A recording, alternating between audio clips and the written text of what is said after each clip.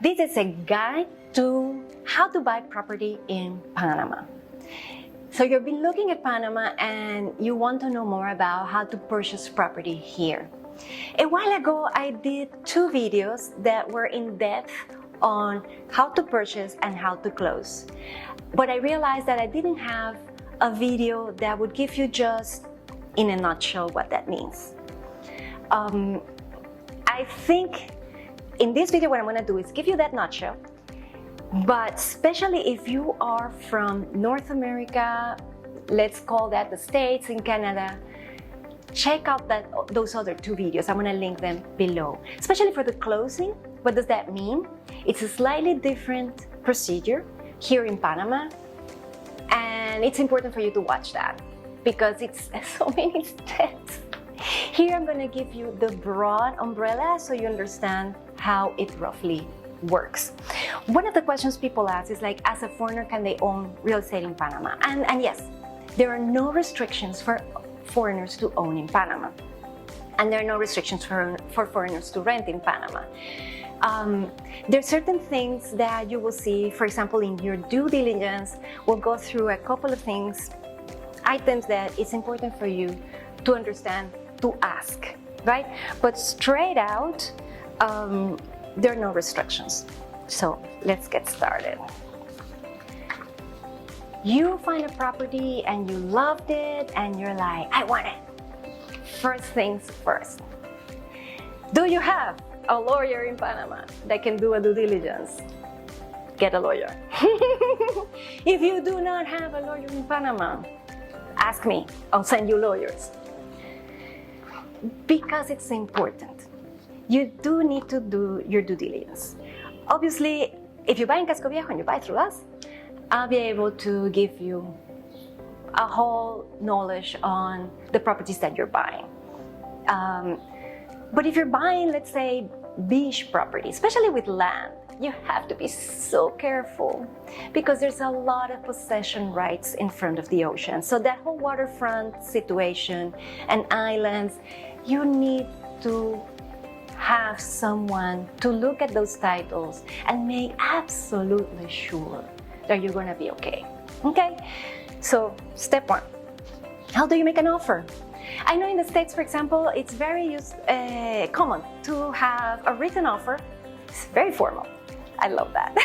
I love it because it has all the terms and all that. Oh man, in Panama, we're so tropical. We're just like, WhatsApp the offer. Panama, we're WhatsApp nation. You are going to be blown away. I know in the States, but WhatsApp is not that common. Here, you can't, not communicate through WhatsApp. So get a WhatsApp when you come here. Offers usually are seldom like in writing, maybe emails. A lot of the times are going to be by phone or verbal. Make sure to include a good umbrella, a good, almost I call it like a visual of what the offer means. Let's say you're willing to offer in a property $300,000. That says nothing. It's $300,000, 10%, 20%, 30% at signature, closing in 60 days, 30 days, 90 days. Is it cash? Is it financing? Is it under your name? Are you gonna buy under a corporation? Is the money already in Panama? Are you willing, ready, and able? All those things count. Because if your money's not in Panama, it's gonna take some time. If you don't have a bank account in Panama, it's gonna take some time. You're not gonna be able to close as fast as you think you're gonna be able to close. If you're getting a mortgage, guess what? Watch my video on closing property because I will tell you there what that means. I would not close a transaction in less than 90 days if you're getting a mortgage. In fact, that's a little bit of, oh my God, mortgage. Can be done. But it's not gonna be 30 days and I'm gonna use a mortgage situation and I'm gonna tell you that after I made the offer. No. it just makes it difficult. It makes the conversation difficult. So the right way to make an offer is having those elements in place. Yes, it is the amount, but at the end of the day, what terms is that amount coming with? What is the normal purchase contract in Panama? You have to sign with what usually looks like a 10%. Depending on your offer, it can be 15%, 20%, depending on the person who's selling, it's also going to be like that. The owner has to pay taxes and has to pay a bunch of stuff prior to transfer. So depending on the situation, you will see that 10%, 20%. That would be the most classic. Some people say 30% and so on. The contracts in Panama tend to be shorter than the contracts in the States. They are issued in Spanish. Usually a client that is North American, Canadian, or speaks all different languages, if you get an attorney, please get a translation of the contract. Even the seller can issue a contract in English, but at the end of the day, all the documentation that goes to the public registry is going to be in Spanish. I know what you're thinking. Oh, I want to know every clause in the contract. Maybe I'm going to do a video about the most common clauses in the contract. But at the end of the day, you're going to have to work with your attorney and ask every question. What does this mean? What does that mean? Because some clauses will rhyme, some clauses will be different from the place of origin. How to sign? Nowadays, there's a lot of people who sign digital signing. We love digital signing. DocuSign, Sign Now, you name it. That's the signature of the promesa de compraventa, the promise to sell. But once you move into the documentation that goes to the public registry, guess what? It is all going to be in original and in Spanish. And it's very, very hard to time.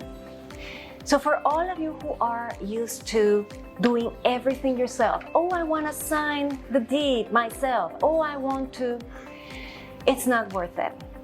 Let your attorney do that. Give a power of attorney. So much friction goes at the end because of this. Just recently, a really nice apartment sold and you know, it's going to be signed by 4 people in the family, you know, children and parents. They all live in different places.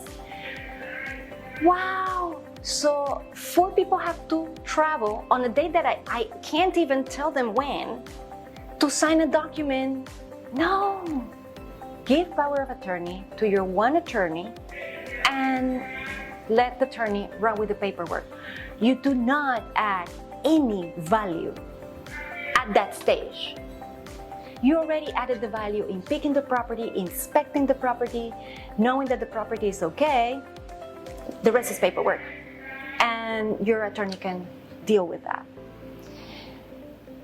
Who pays what? The seller pays capital gains taxes, transfer taxes, and a lot of what we call pasisalvos. Those are certificate of good standing of water, taxes, and a bunch of other things. All of which gets paid in advance. So one of the important things when you're closing is to have the money in Panama with a letter of payment from your bank saying that that money is escrowed there for the purposes of this closing. Because the owner is going to go ahead and based on that letter, pay everything in advance so that the deed can be crafted, everything can get done, and everything can get registered. If you don't have a bank account in Panama and you want to have an alternative method for the closing, watch my video, how to close property in Panama, and go through the different stages and how to go about it. I tend to like the letter of payment. I think it works like an escrow, that trusted third party where it protects everybody. There are other ways to do it, everything legal. It is going to depend on the amount of trust between the parties. It can be done. Yes, but it's just slightly different. Now, how much time is the closing? And what does a closing involve? Watch the video. Once you sign the deed, and if everything is okay, you can either send it to the public registry and wait for a week or two and hope that everything is okay, or pay the facilitation. I think they call it like, it's kind of like a facilitation fee, and then it comes out in 2 days. The only thing is the public registry does a validation of those documents inside, and if they need a correction in any of those documents, they're going to kick it back. So you can fast track it, but it might be that they kick it back faster and then people need to correct that and go in again. So that could be anywhere between 2 days or 2 weeks, and depending on the correction, it might be more. So just have that in mind, and yes, do go to that email. 2 questions I've gotten that are interesting in terms of buying properties.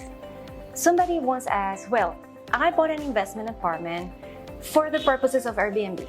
It was, a residential building. I bought this apartment. It was doing Airbnb. I bought it because I wanted to short-term rental it.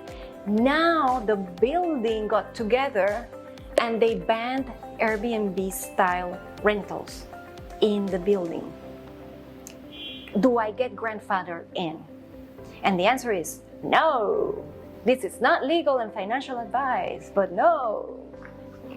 Because you're in a residential condominium. And just like any HOA, if the owners get together, they vote, it's what the owners decide, right? So do understand that part of the equation, okay? And the other part is, can I get a mortgage in Panama? Yes, you can. It's long, and this year, I don't know that the conditions in terms of mortgage rates are going to be favorable. It's really high at this time. You could be looking at around a 9% right now. Next year, I think might change, partially because the system in Panama is slightly different from the States. We're not a back-to-back with the States. We do get influenced by the Fed and the changes in the Fed, but usually it's 12 months after. So right now, I would say this is more of a cash environment, and take advantage of that part. So there you go.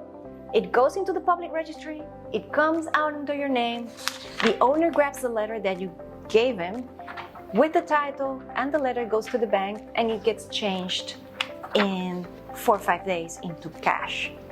If you're wiring money, do understand that sometimes the banks, because of the amount at the end, tends to be the larger amount, right? You gave maybe a 10-20% at the front, and then you're giving whatever at the end.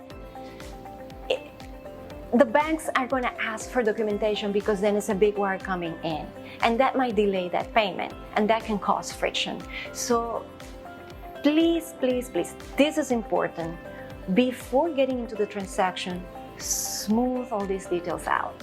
Part of the reason why I'm doing all these videos is for you to understand, create expectations, prepare yourself, prepare the platform so that everything goes smoothly and you can live your best investment life, tropical real estate in Panama. If you like this video, subscribe. If you know of anybody that this video would be helpful to, send it. And if you want to be leaving a comment,